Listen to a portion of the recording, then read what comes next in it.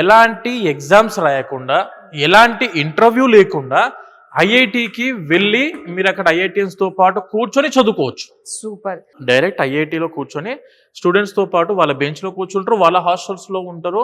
వాళ్ళ semester memo అయితే వస్తే మీకు కూడా అదే సెమిస్టర్ మెమో వచ్చే విధంగా అకాడమిక్ కొలాబరేషన్ ఉన్న ఏకైక యూనివర్సిటీ ఇండియాలో, that is our JK Lakshmipati university.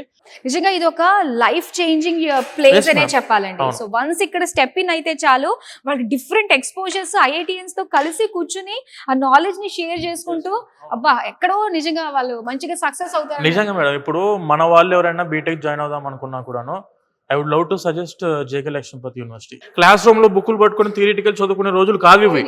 World class exposure కావాలంటే, గ్లోబల్ ఎక్స్పోజర్ కావాలంటే ఆప్ట్ ఫర్ జేకేఎల్యూ.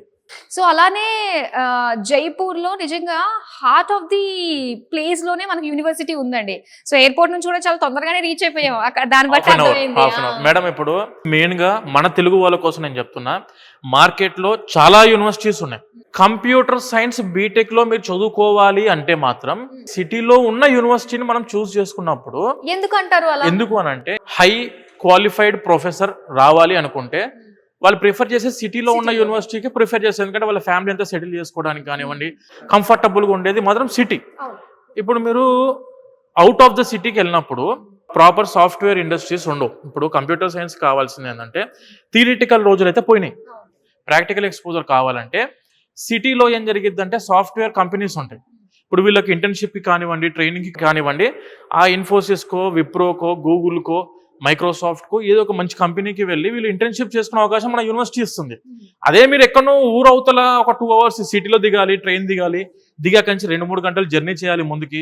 అసలు ఏవి అందుబాటు లేకుండా ఇప్పుడు ఎవరైనా, నేనైనా మీరైనా ఎక్కడ స్టే చేద్దాం అనుకుంటామంటే మంచి సిటీ, హార్ట్ ఆఫ్ ద సిటీలో కనెక్టివిటీ ఉండే విధంగా, మనకు అన్ని అందుబాటులో ఉండే విధంగా ఉన్న సిటీ చూస్ చేసుకున్నప్పుడు అదే ప్రొఫెసర్ కూడా థింక్ చేస్తారు. కాబట్టి మంచి ప్రొఫెసర్లు ఎక్కడికి వస్తారంటే సిటీలో ఉన్న మంచి యూనివర్సిటీకి వస్తారు.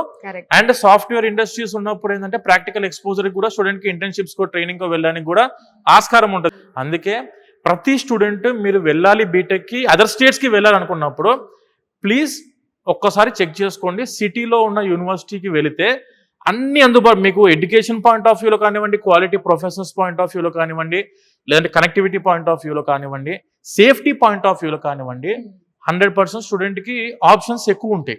జైపూర్ రైల్వే స్టేషన్ నుంచి కూడా 1/2 hour జర్నీ. అంటే ఏంటంటే కనెక్టివిటీ పాయింట్ ఆఫ్ వ్యూలో మనం దిగిన వెంటనే ఓలా కొడతాం, ఊబర్ కొడతాం, ర్యాపిడో కొడతాం, అవన్నీ అందుబాటులో ఉన్నాయి కాబట్టి వస్తారు.